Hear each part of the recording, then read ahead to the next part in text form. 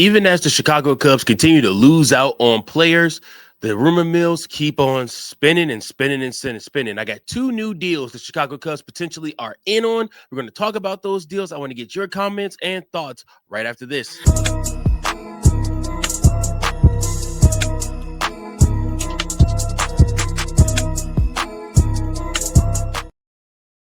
Welcome in, everybody, to another episode of Chicago Cubs Central, your number one spot for all things Chicago Cubs. I'm your host, Mike Jones. Thanks so much for tuning in to another episode, guys. I appreciate each and every last one of you that tune in to these episodes, whether that be on Spotify, Apple, whether that be on YouTube, wherever you are listening to this podcast. Thank you so much. Now, remember, if you is your first time viewing this podcast, make sure that you like, share, and subscribe.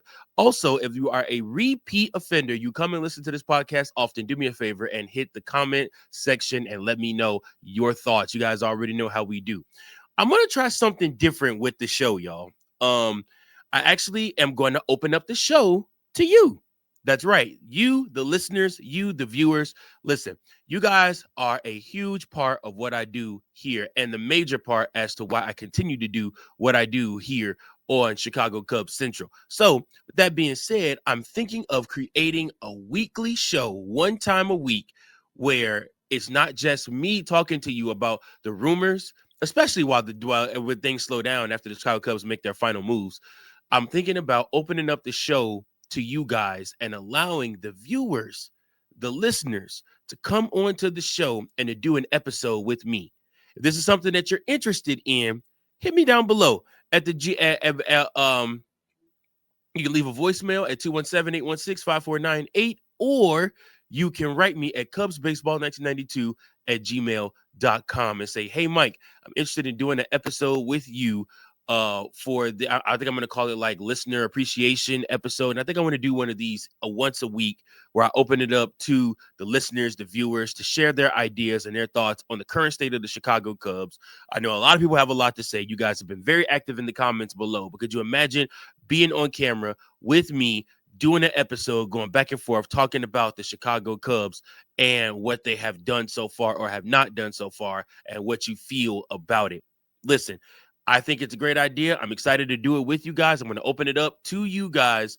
So hit me up on either one of those two avenues and let's talk, man. Like I said, let's set something up to do a show together. And yeah, I think it'll be fun. We'll like I said. So let me know your thoughts on that, guys. All right, now let's get down to business. First and foremost, the Chicago Cubs once again have been linked to Cody Bellinger. My goodness, as if we could not get away from him soon enough. We are back talking about Cody Bellinger now, guys. And listen, Cody Bellinger, for all that it's worth, in 2025 had a huge bounce back season in New York. 152 games played, 272 batting average, a 334% on base percentage, a 480 slugging percentage, 29 home runs. That short porch helped out a lot. 98 RBIs, 13 steals. He had a WAR of 4.9 and an OPS of 813. Listen, this is nothing like this isn't anything that we're not used to. Cody Bellinger, when he played in Chicago, had numbers similar to this. Like I said, he just did a little bit better in New York. And he played all three outfield spots and first base with a plus defense and excellent bat to ball contact, especially versus lefty, where he hit 353 with 418, 415, and 601. That slash line for him was his best. Bellinger opted out of his previous contract after 2025 season, making him an open free agent for the 2026 season. So again, he had a strong bounce back year after middling the prior season. And he is one of the higher profile bats still left out there on the market for this season. His ability to play everywhere, corner, outfield, and first base, increases his appeal, and it's something that other teams are looking at, but especially fits what the Chicago Cubs are trying to do for their roster flexibility. Now, his ability to his rumor market already linked Cubs to the Bellinger through talks, though the Yankees are said to be his top priority. And other clubs such as the Dodgers, Giants, and Mets may also enter into this race. So we ask ourselves, the first question we're going to ask ourselves is, what are the likelihoods of this signing? And we know reports are out there. We know I report on all the reports, but after I report on what the reporters say, I then turn around and give you the real, because reporters are just writing shit just to write it. And I'm going to be honest with you guys. I'm going to tell you right now, I don't think Cody Bellinger is coming back to the Chicago Cubs. Point blank, period. The Cubs are not going to be willing to meet what the Yankees are willing to sign Cody Bellinger for. He is looking somewhere between 6 to 7 years, 150, $180 million range. And Cubs ain't matching that. Cubs don't have the money to match that. They are unwilling to go above that tax apron to match something like that. And if you're going to offer that to Cody, why wouldn't you do some type of deal for a better version of Cody Bellinger and Kyle Tucker? Right? Because that would just make more sense, wouldn't it? The Chicago Cubs looking for value in players and value in contracts and trying to quote unquote be smart about what they do is really going to end up coming back to bite them in the ass. I don't know if it'll be this season, but here sooner rather than later, they're going to have one of those down seasons, y'all.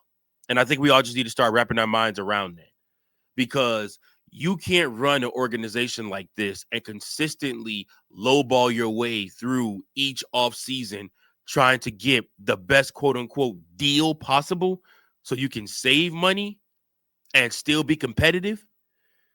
I mean, it's just not feasible to do it this way, to run an organization this way and have success. It's not. And the Chicago Cubs got real lucky with the trade that they made for Kyle Tucker. And then the emergence of PCA. But outside of that, I mean, I don't know what to tell you. You still got to turn around and pay Justin Steele next year. The Chicago Cubs got some real serious decisions to make, y'all. Some real serious decisions to make. And they had to make them here rather sooner rather than later, because time is running short. February, y'all. February begins spring training. Cubs got to make some decisions, man. And I would love to be able to sit here and tell you guys I'm confident the Chicago Cubs are going to sign blase, whoever that is. But I'm not confident this team is going to sign anybody. As I said on the last episode, I've really come back down to earth and realized that this very well, the team roster as it is presently constructed, could very well be the roster that we take into the postseason. I'm sorry, not the postseason. We'll be lucky if we make the postseason, but into the regular season.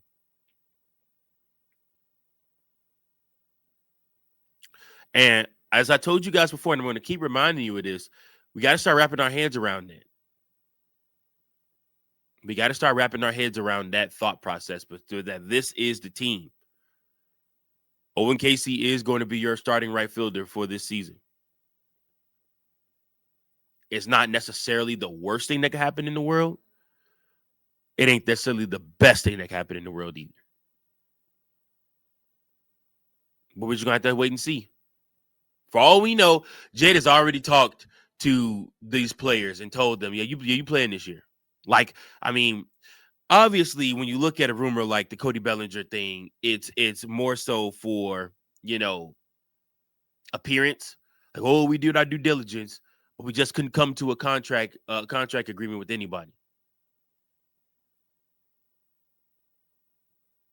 Remember, once the season's getting ready to get started, Jed Hoyer will do multiple interviews where he will sit there and he will tell us, oh, well, we were in talks with so-and-so, but we just couldn't come to an agreement on a contract. Oh, we were in contract talks with so-and-so, but they just their AAV, we couldn't find value. We valued them a little bit lesser than they valued themselves, or we just couldn't come to an agreement on a deal. These are the same things we've heard, y'all. Same things we've heard. Will Cody Bellinger look nice in the Chicago Cubs jersey again? Sure, absolutely. Would he probably come out and have a good season? Sure. Is he still one of the top tier free agent hitters in out there on the market? Absolutely.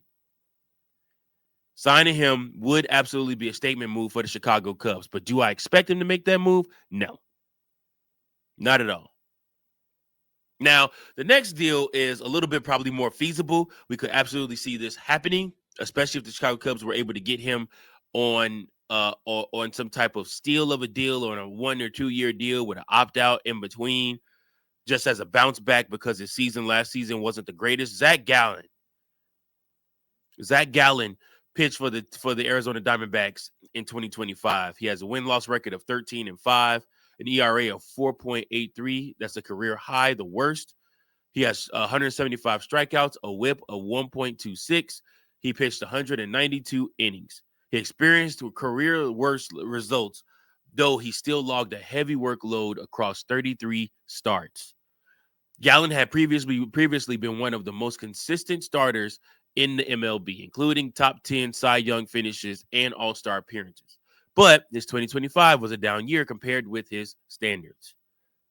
So Gallon is on the open market with reports linked to the Cubs in contract talks, including a 4-year, $22 million per year deal. However, other sources say no agreement is close yet. We all know about the blender, the boo-boo that happened last month, where it was announced the Cubs were officially signing Zack Gallen, but that didn't end up actually happening. And there was no deal close or imminent at that point. But with the Cubs missing out on Amai, recently, these reports have resurfaced again that the Chicago Cubs are back talking to and checking in on Zack Gallen. And we just have to see what happens with that. We have to see what happens. But Gallen is on the open market, and he is somebody that the Chicago Cubs could absolutely help. Make no mistake about it, the Chicago Cubs be doing him a favor and helping him. His season last year was nowhere near where his seasons have been in the past. A couple of tweaks in his pitching approach, and a couple and being backed by probably one of the best infields in all of baseball, and definitely probably the best center fielder in all of baseball defensively. He'll do a lot better this season if he can keep the ball in the park. Which for 2 months, for 2 months the ball will not leave the park because it's going to be cold as hell at Wrigley. So he'll have the opportunity then to look like a Cy Young winner. But when it gets hot outside, that ball is going to jump out that park. He has to be ready for that. But Tommy Hotovy, I believe in him. And if there was anybody that would need a career resurgence or an approve-it deal, Zack Gallen is it, to show he's still Cy Young capable. Now, the problem with that is the deal the Cubs are going to offer him is going to be for value. Meanwhile, some other team that might be desperate might come in and swoop him away from the Chicago Cubs in an effort to, try to boost their pitching rotation. So it just all depends on what Zack Gallen wants and what the Chicago Cubs want. And we just have to see, man. But again, let me know in the comments section, is Zack Gallen somebody that you would be happy with? Let's just say pie in the sky. Chicago Cubs signed Zack Gallen. Chicago Cubs also signed Zack Gallen to a deal very cheap and get a 1-year deal out of Cody Bellinger for cheap. I know somebody's going to say, Mike, this can't happen because the Chicago Cubs only have like $36 million left before they hit that first apron of the luxury tax. So they probably won't sign both these guys unless blase. Let's just talk pie in the sky. Let's talk the Cubs. Chicago Cubs free up some money by making a trade and are able to sign both these guys. If they sign both these pieces, how are you feeling about the Chicago Cubs offseason? You get Zack Gallen, somebody to add to your rotation, and then you get Cody Bellinger, somebody that can hit lefties, play first base, also DH, also play right field, left field, and center field for you. What are your thoughts? How do you feel then? Let me know in the comments below. Does this lessen the blow of all the different plays the Chicago Cubs reportedly missed out on, that they were reportedly in on? Sleeper Cubs posted on Twitter a long list of all the players the Chicago Cubs were reportedly in on that they all missed. We'll see, man. We'll see. So let me know your thoughts below. I appreciate you guys so much for tuning into this episode. Make sure that you like, share, and subscribe. And make sure that you leave a comment below. And also reach out to me if you want to be scheduled to be on a listener appreciation episode of Chicago Cubs Central with me. I appreciate you guys so much. Thank you so much for tuning in to Chicago Cubs Central, your number one spot for all things Chicago Cubs. I'm your host, Mike Jones. Until next time, go Cubs go. Peace. Thank you for watching another episode of Chicago Cubs Central, the number one spot for all Chicago Cubs content. Remember to like, share, subscribe for more Cubs content.